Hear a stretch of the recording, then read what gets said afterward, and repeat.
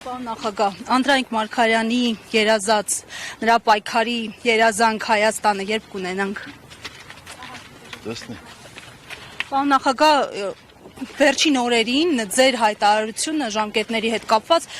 կրկին թիրախավորեց ձեզ եւ ձեր ուժը։ Այս առնչությամբ ձեր ասելիքը որն է։ Ասեք, հարցը հնչել է սահմանադրության փոփոխության համատեքստում։ Եվ իմ պատասխանն էլ բխել է հենց այդ տրամաբանությունից։ Եվ մարդիկ, ովքեր մանիպուլացնում են իմ խոսքը, կամ չեն ըմբռնել կոնտեքստը, կամ ապուշ են, որովհետև միայն ապուշը կարող է մտածել, թե ես կարող եմ արդարացնել մեկին,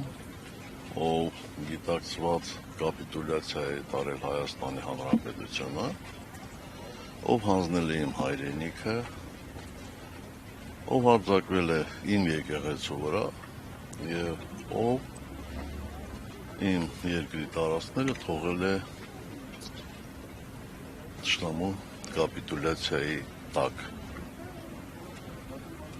Եվ ինչ է ստացվում, որ այսքանով հանդերձ նա մեղավոր է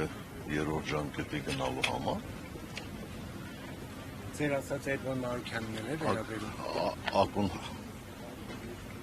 Ակնհայտ է, որ նրանց մոտ իհարկե չի ստացվելու ձախողվելու են։ Իմ ասածը շատ պարզ է,